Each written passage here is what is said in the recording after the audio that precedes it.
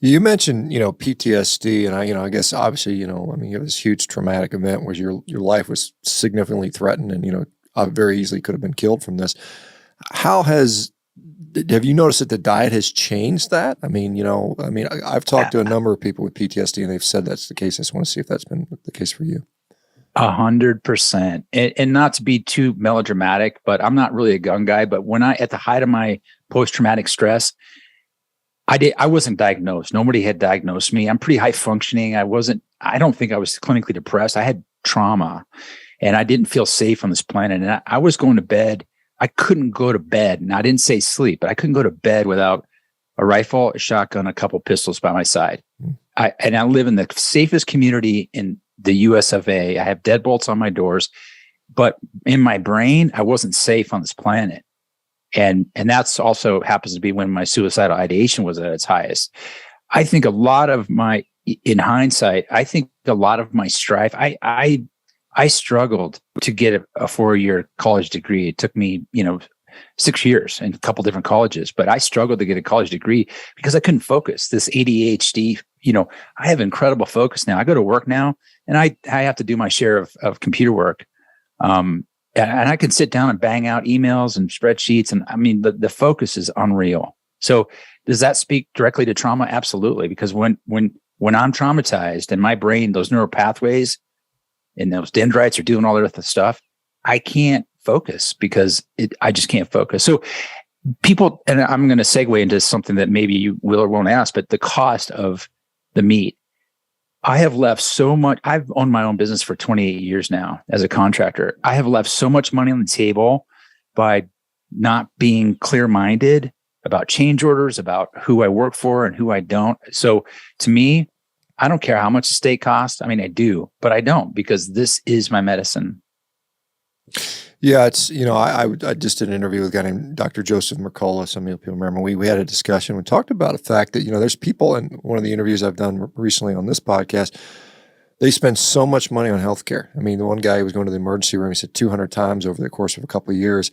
That literally costs thousands and thousands of dollars every time you do that. And to go from that huge amount of expense to, hey, I'm going to eat a couple of ribeyes a day, which, $20 or something like that, depending where you're at. I mean, it's inconsequential compared to the amount of savings you get. And I almost think, not almost, I do think this, if we would just put our emphasis on feeding people correctly, instead of pumping them full of medicines and having them go through procedure, we would save so much money. It's cheaper to feed people good food than it is to treat their health conditions. And I mean, and as you mentioned, there's all this collateral stuff. How much money are you losing every year because you can't focus and you're making mistakes? And so, yeah, it does come out. And, most people, and, ultimately, you're not eating the junk food. You're not having to buy all these supplements and, all this stuff that costs money unnecessarily. So I don't think it's too expensive. In fact, even if this diet cost me 5 times what it does now, it would still be worth it to me. And I think that's I think it's powerful. What do you eat? So let's just talk about, I know that everyone, what does he eat? What kind of food do you eat? What kind of stuff you eating? Well, for a while, I've been off of it for a couple of weeks, but I'll go to either Whole Foods or even my local supermarket. And typically you have to order ahead of time because they don't keep their beef fat trimmings, but I got turned on to air frying. So I'll air fry. I'll take my beef with, whatever cut of meat I happen to have. And I'm not hung up on grass fed or grain finished or whatever, too much, but, I'll cube it. I'll fry it up, throw some salt on it and eat, bite for bite. I'll have a piece of meat with the beef fat. And yeah, there's some pieces are more gristly than others and I spit them out. It's not very, socially acceptable, but that's what I do. And I've been off of that, but I've been dipping, like this morning I had a couple of ribeyes with, I melted Kerrygold butter in a little vat and I just dipped every single bite in the Kerrygold butter. It tasted great, had plenty of salt on it, and I'm good. I probably won't need to eat until tomorrow. Mm-hmm. I'm not trying to go OMAD. I'm not trying to do anything. I'm following the rules that I've been taught on this platform.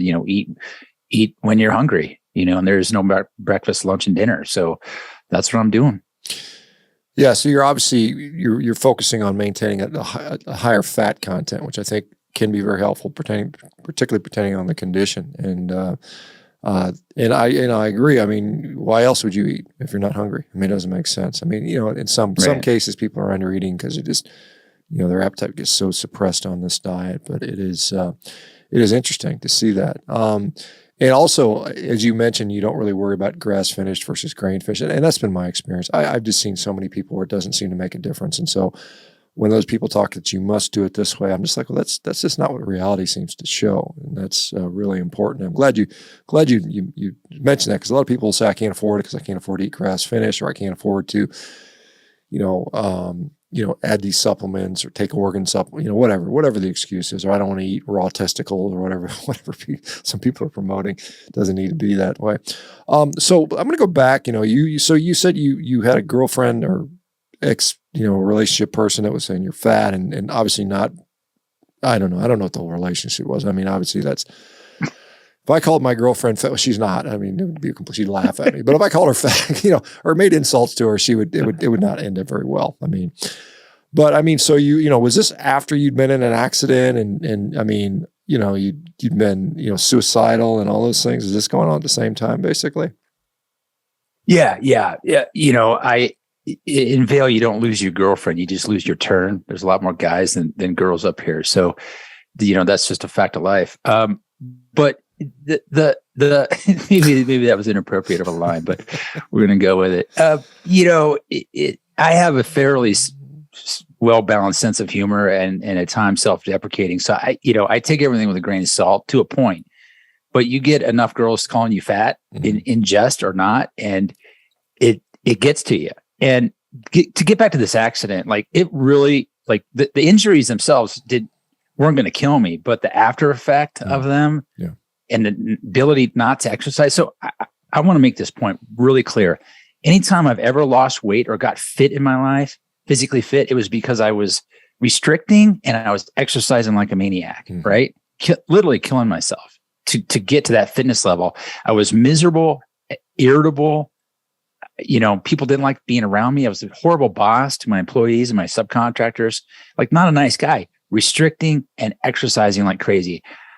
I'm not restricting and I'm not exercising like crazy. I go outside. Yesterday it snowed. I came over Vail Pass yesterday, and it was a I had an hour delay on sitting on Vail Pass watching it snow. And I was like, hey, this is cool. Ski season's early.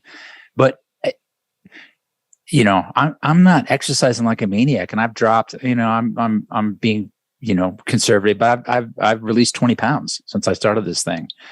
And and my muscle is increasing. I can just tell by my workload with my, pseudo workouts in the garage. I can like, wow, I'm just doing way more, and it's way easier than it ever has been before. So I don't know if that answers your question, but no restricting and not ever being hungry. I've never been hungry in the last 3+ months. And I can honestly say that I've never been hungry